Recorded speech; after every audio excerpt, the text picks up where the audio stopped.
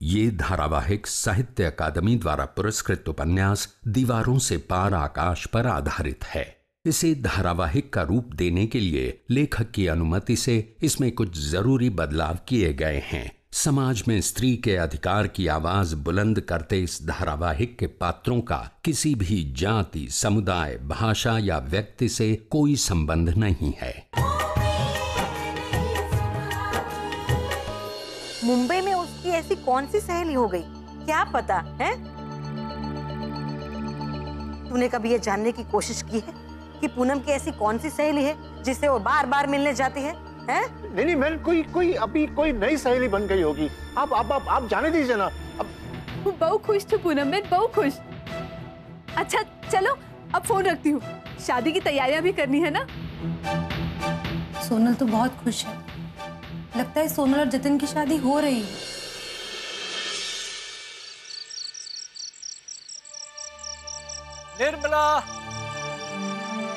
निर्मला, अरे भाई घर में कोई नहीं है क्या? आदमी ऑफिस से थका हुआ आता है और घर में कोई है ही नहीं। चाबी से तो दरवाजा खोलना पड़ता है। निर्मला तुम घर में हो? हाँ हूँ घर में। आइए बैठिए ना, पानी पीजिए।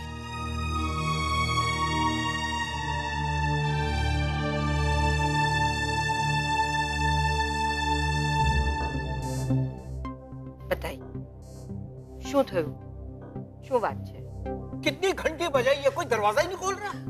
चाबी से दरवाजा खोल कर आया हूँ मैं। चुटकी और रूपल रूम में पढ़ाई कर रहे हैं और मैं कुमुद से फोन पर बात कर रही थी। कुमुद क्या बातें कर रही थी? यही कि काल थी पानी काप छे, पानी कम आने वाला है, सुबह में एक बार आएगा और फिर दिन भर नहीं आएगा।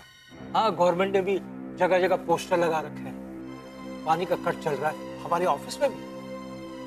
क्या करें, इस साल ना बारिश ही इतनी कम हुई है और फिर लोग ना बेफाम पानी भी यूज करते हैं।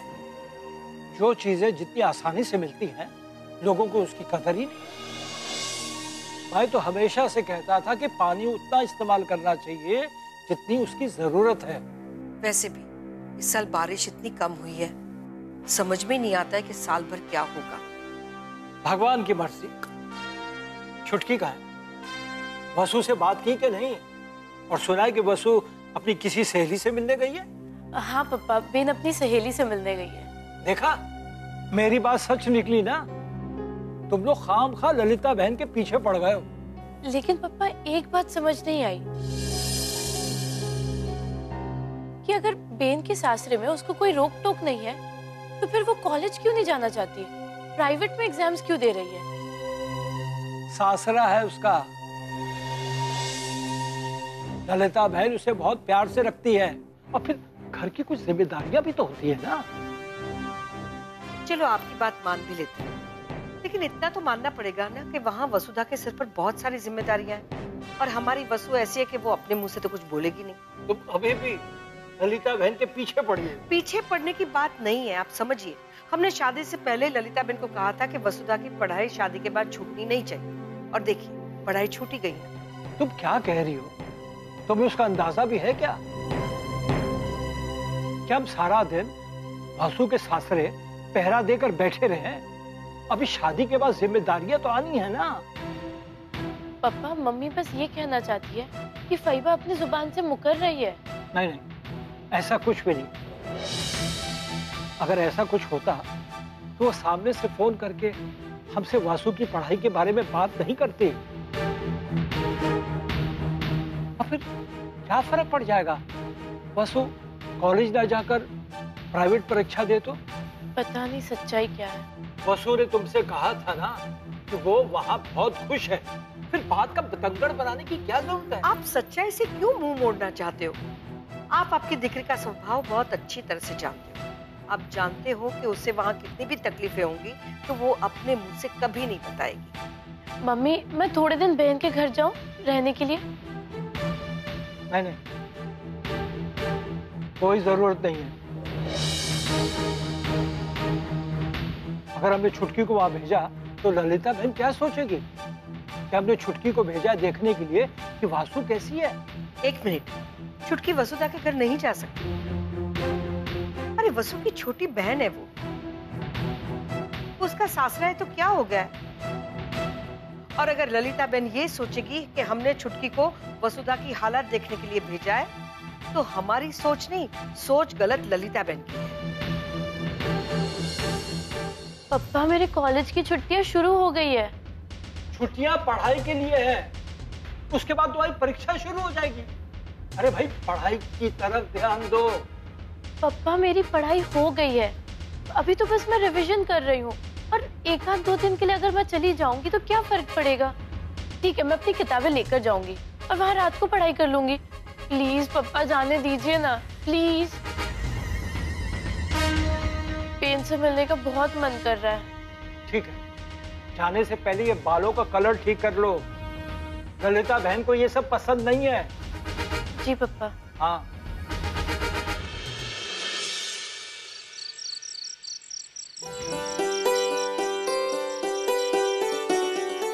साड़ी तो अच्छी है, लेकिन ये दागिना मैच नहीं हो रहा है इसके ऊपर। ये दागिना अच्छा है, लेकिन एक भी साड़ी मैचिंग नहीं है। कितनी बार बोला मेरे को पटोला लेकर दो, लेकिन 100 वर्ष तो आयुष्य है, मौका भी अच्छा है। मैं ना अब तुमसे कोई बात नहीं करने वाली, कुछ नहीं सुनने वाली। बस मेरे को पटोला चाहिए तो चाहिए, पटोला लेके दो। और अपनी सोनल का लगन है, मेरी सोनल का लगन है, मैं तो पटोला ही पहनूंगी बस। अरे क्या कर रही है, चुप कर। बहन ने सुन लिया ना तो सुन। और हमेशा उसके डर से चुप रहने का क्या। और अब तो मैं सास बनने वाली हूँ, अब मैं नहीं चुप रह सकती। अरे चुप कर मेरी माँ। अगर बहन ने सुन लिया ना तो तुझे और मुझे तेरी इन साड़ियों के साथ में पार कर देगी, घर के बाहर। एक बात क्यों, ये नाम मनसुख किसने रखा है? मेरी भाई माँ ने। बिल्कुल गलत रखा है। तुम्हारा ना खाली नाम मनसुख है, लेकिन काम ना सारे मन को दुखी करने वाले करते हो। अरे बहन ने फिर सोनल की शादी की बात छेड़ दी है। वो कह रहे हैं कि सोनल की शादी करवाओ, शादी करवाओ। अभी क्या करें? अरे तो तुमने उसको बोला क्यों नहीं कि भाई हमने तो सोनल की शादी जतिन के साथ नक्की कर दी है। अरे नहीं बता सकते ने, इस राज को राज ही रहे तो। सोनल और जतिन की शादी हो गई ना तो बाद में कह देंगे हमें पता ही नहीं चला, पता नहीं कब हो गई शादी। अरे तब तक मोटी बहन ने उसके लिए लड़का ढूंढ लिया तो क्या करेंगे?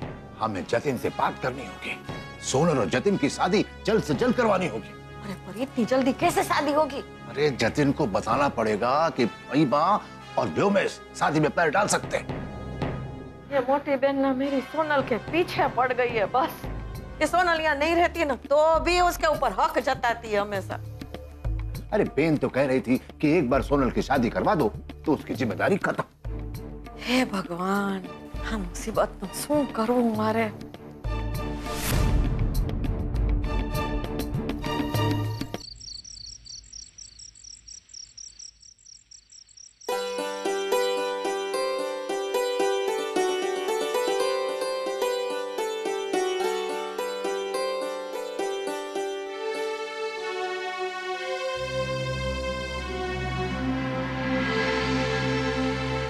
पता नहीं भाई सोनल को क्यों नहीं समझ पा रही हैं।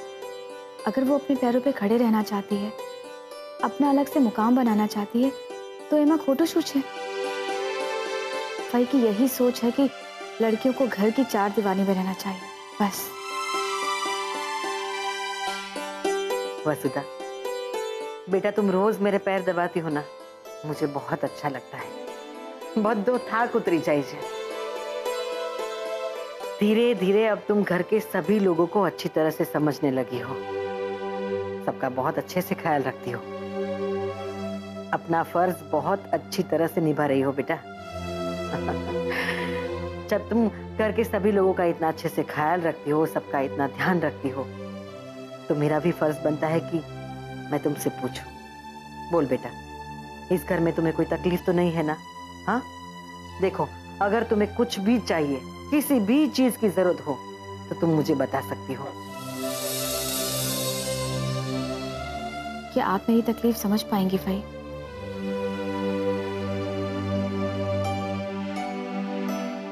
वसुधा, कुछ जवाब नहीं दिया तुमने। बता ना, तू इस घर में खुश तो है ना? हाँ फैबा, मैं बहुत खुश हूँ। चालो तो પછી ठीक છે, वरना कल को अगर तुम अपने पियर वालों को ये बता दोगी कि हम तुम्हारा अच्छे से ख्याल नहीं रखते, तो पता नहीं वो लोग हमारे बारे में क्या सोचेंगे, है ना? मैं क्या सोचती हूँ इसका भी तो ख्याल नहीं है आपको फई। शायद यही मेरा नसीब है। मेरा क्या, हर शादीशुदा लड़की का यही नसीब बन जाता है, समझौता। हर बात पर उसे समझौता ही करना पड़ता है, और अगर उसने समझौता नहीं किया तो दोषी उसे ही माना जाता है। वसुधा जाग रही है कि सो रही है? अरे कुछ बातें भी कर लिया कर। बातें करेगी तभी तो पता चलेगा ना कि तू जाग रही है कि सो रही है, हैं? जय श्री कृष्ण चंद्रकांत भाई। बोलो बोलो भाई। जय श्री कृष्ण ललिता बहन, आप सो तो नहीं रही थी? माफ करना इस वक्त आपको तकलीफ दी। ना ना, जाग रही हूँ। बोलिए ना, क्या बात है? छुटकी को वासुदा की बहुत याद आ रही है। कुछ दिनों में उसकी कॉलेज की छुट्टियां हो रही है और कह रही थी कि उसे वासुदा के पास जाना है।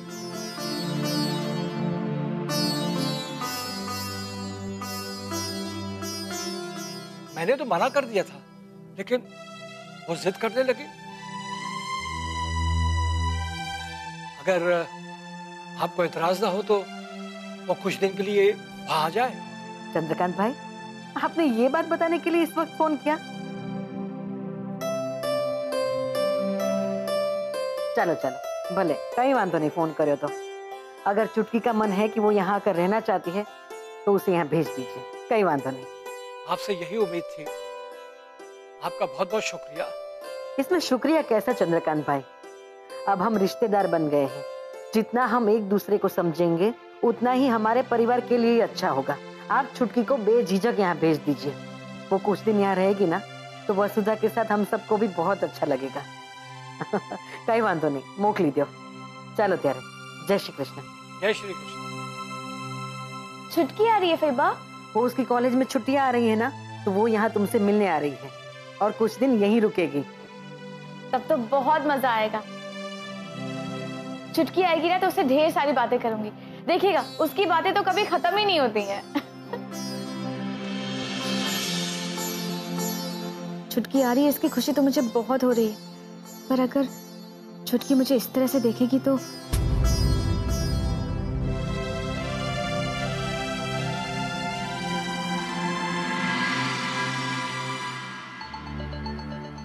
फैबा साचो ज कहे छे, वसुधा को आगे की पढ़ाई घर से ही पूरी करनी चाहिए। फैबा ने मेरे पीछे पूरी जिंदगी लगा दी। फैबा ने अपने सारे फर्ज निभाए। इस उम्र में उन्हें और तकलीफ दे नहीं सकता मैं। अब सारी जिम्मेदारी वसुधा की ही है। वसुधा धीरे धीरे सब संभाल रही है, पर अगर पढ़ाई करते करते उसका ध्यान परिवार से दूर हो गया तो क्या फैबा पे सारा बोझ नहीं आ जाएगा? और फैबा तो हमेशा मेरा भला ही चाहती है, इसलिए कुछ बोलेगी भी नहीं।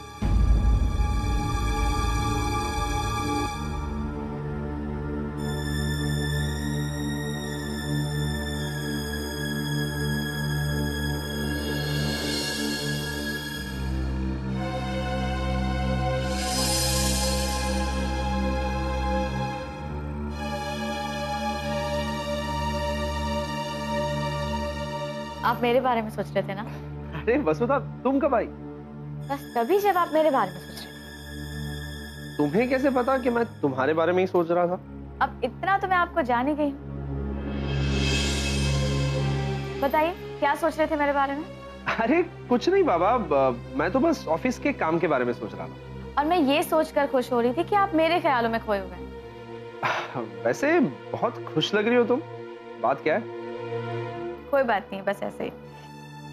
नहीं वसुधा, कोई तो बात है, क्योंकि आज तुम्हारे चेहरे पर कुछ अलग खुशी छलक रही है। आपको कैसे पता? अब मैं भी तो तुम्हें थोड़ा थोड़ा जानने लगा हूं ना। बोलो क्या बात है? कुछ नहीं, बस मेरी राजधानी आ रही है। राजधानी? मेहरबान, कदरदान, होशियार, छुटकी आ रही है। अरे छुटकी आ रही है? कब? कल। अभी अभी पापा का फोन आया था। छुटकी के कॉलेज से छुट्टियां हो रही हैं, तो वो यहाँ आने की जिद कर रही थी, तो फई ने उसे आने की परमिशन दे दी, तो बस। ये तो अच्छी बात है। अब कुछ दिनों तक हम साली जी के राज में राज करेंगे। और बहुत शरारती है छुटकी, देखिएगा अपने जीजा जी यानी कि आपको बहुत छेड़ती रहेगी। कोई बात नहीं, आने दो, हम भी अच्छी तरह से खातिरदारी करेंगे उसकी। वैसे वसुधा, चुटकी अपने आप आ रही है या तुमने बुलाया उसे?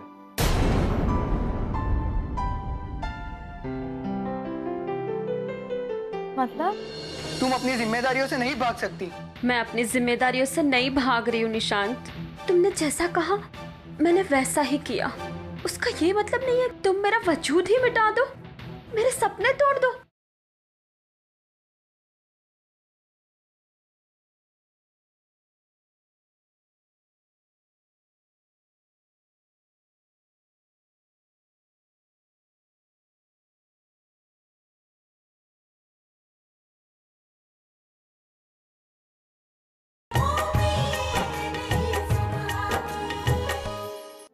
नहीं मतलब वो क्या है ना कि इस घर में तुम पर काफी सारी जिम्मेदारियां हैं और वो जिम्मेदारियां निभाने में तुम्हें तकलीफ भी हो रही है। तो कहीं ऐसा तो नहीं कि तुम कितना काम करती हो ये दिखाने के लिए तुमने चुटकी को बुलाया?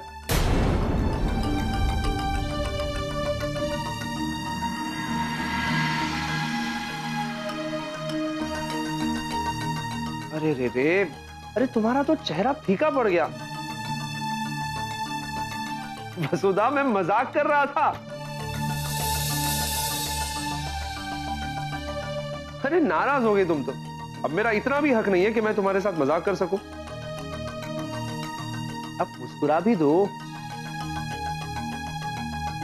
वैसे तुम्हें खुश करने का बहुत अच्छा तरीका है मेरे पास। हाँ रमेश, मैं बहुत थक गई हूँ। अरे थक तो तुम रोज जाती हो, पर मेरा प्यार तुम्हारी सारी थकान दूर कर देगा।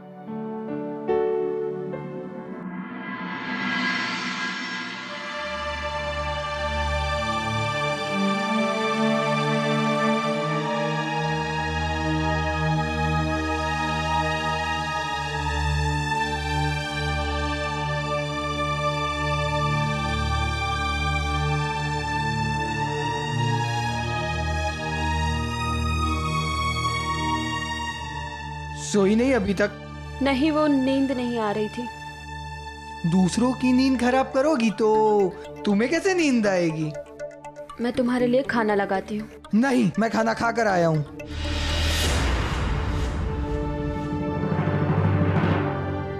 मैं तुम्हारा यहाँ खाना खाने के लिए इंतजार कर रही हूँ और तुम बाहर से खाना खाकर आए। मत करो मेरा इंतजार। समझाया था ना तुम्हें, एक सीधी सी बात पता नहीं चलती। आखिर करना क्या चाहती हो तुम? हाँ, क्या करना चाहती हो? तुम्हारे इशारों पे मैं नाचूं? तुम जो बोलो वो मैं करूं? ऐसा कुछ नहीं मांगा है मैंने तुमसे। तुम तो अपनी जिंदगी अपनी मर्जी से जी ही रहे हो, लेकिन मैं अपनी जिंदगी अपनी मर्जी से नहीं जी पा रही हूँ। क्या हर वक्त मेरी मर्जी की रट लगाए बैठी हो? जुल्म करता हूँ मैं तुम पे? घुटन हो रही है तुम्हें यहाँ पे? हाँ हाँ, घुटन हो रही है मुझे यहाँ पर। मुझे ऐसा लग रहा है कि तुमने मुझे यहाँ कैद करके रखा है।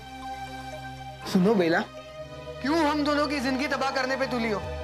सब कुछ तो दिया है मैंने तुम्हें। ना पैसे की टेंशन है, ना काम की, ना कमाने की। मैं इस तरह चार दीवार में बंद होकर नहीं रह सकती निशांत।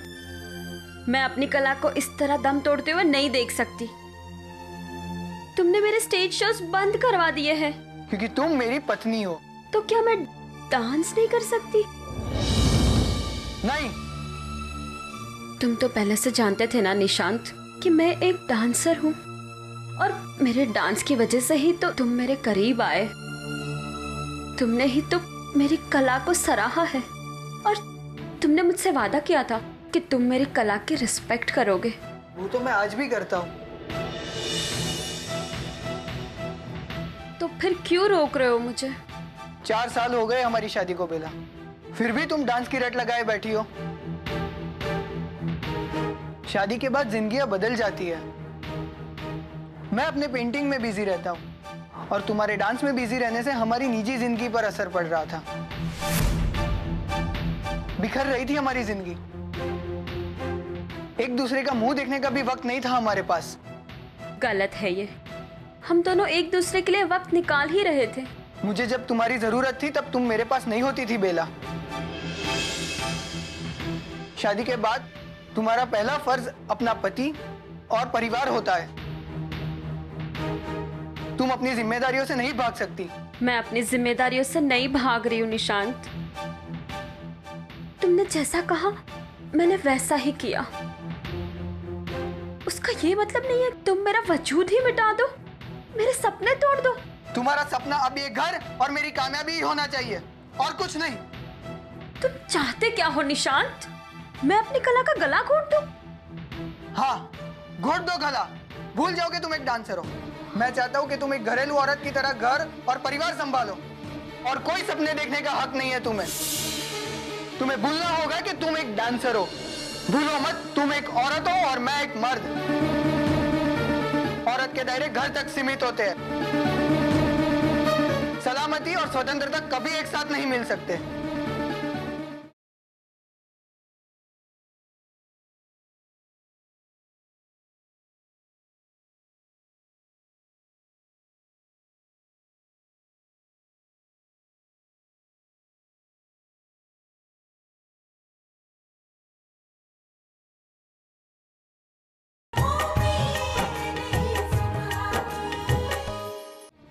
तुम ऐसा कैसे कह सकते हो निशान? मैं अपना डांस नहीं छोड़ सकती। डांस करना मेरा शौक ही नहीं, मेरे जीने की ताकत है।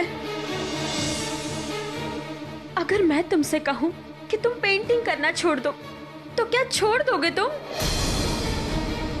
तुम भी अब शादीशुदा हो, जला दो अपनी सारी पेंटिंग, हो जाओ अपनी कला से दूर। बेला, तुम्हारी हिम्मत कैसे हुई ऐसी बात कहने की? अगर मैं अपनी कला छोड़ सकती हूँ तो तुम अपनी कला नहीं छोड़ सकते। भूलो मत, तुम एक औरत हो और मैं एक मर्द। औरत के दायरे घर तक सीमित होते हैं। सलामती और स्वतंत्रता कभी एक साथ नहीं मिल सकते। अगर तुम अपना डांस छोड़ना नहीं चाहती तो मुझे छोड़ दो। दूर हो जाओ मुझसे हमेशा हमेशा के लिए।